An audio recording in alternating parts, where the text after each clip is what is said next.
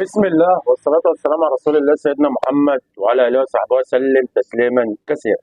يا ريت يا جماعة قبل ما أدخل في موضوع الحلقة حضراتكم تدعموني بمشاركة على قناتي على اليوتيوب انجكشن العالمي. طبعا هكلم حضراتكم على مباراة الغد، مباراة الأهلي ومازيمبي في الكونغو.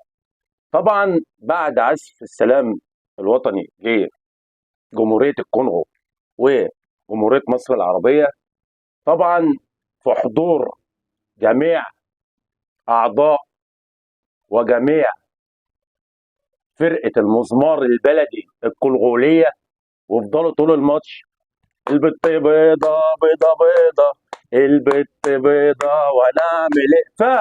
فعلى المدعو بارسيل كولور، قصدي مارسيل كولر، انه يتوخى الحذر، لان طبعا عايزين نطلع بنتيجة ايجابية علشان خاطر المباراة اللي في مصر هيحضر فيها 50,000 متفرج. وطبعا لعيبه الكونغو متمرسه، يعني لعيبه الكونغو متمرسه في دوري ابطال افريقيا، وعايزين نعمل نتيجه مشرفه تليق بالنادي الاهلي وبسمعته. والغلطات الدفاعيه يا ريت يا جماعه نقلل الغلطات، لان طبعا الكابتن محمد عبد المنعم والكابتن رامي ربيعه، انا عندي اتنين سنتر باك محترمين ان شاء الله باذن الله وادهم الاهلي الفتره اللي جايه، الا وهم ربيع شفيقه ووليد محروق. فطبعا بالنسبه للاثنين دول يعني ان شاء الله باذن الله هيفيدوا الاهلي المرحله الجايه. انا خلصت كل حاجه طبعا مع الكابتن محمود الخطيب، ما عادش فيها الا الروتيشن الاخيره بس هنخلصها بامر الله في اتمام الصفقات.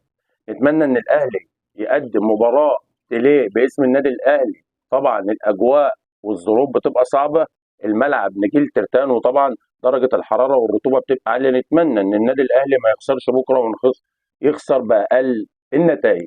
ان شاء الله باذن الله الاهلي قدها وقدود، ويقدر ان شاء الله باذن الله ان هو يحسم الامور من اللقاء اللي في الكونغو، علشان الموضوع ما يبقاش صعب في المباراه اللي هتبقى في استاد القاهره. اتمنى ان موضوع الحلقه يكون نال اعجاب حضراتكم، وما تنسوش تدعموني بمشاركه على قناتي على اليوتيوب، وما تنسوش كلمه السر انجكشن مستمر. وتحياتي للجميع، والسلام عليكم ورحمه الله وبركاته.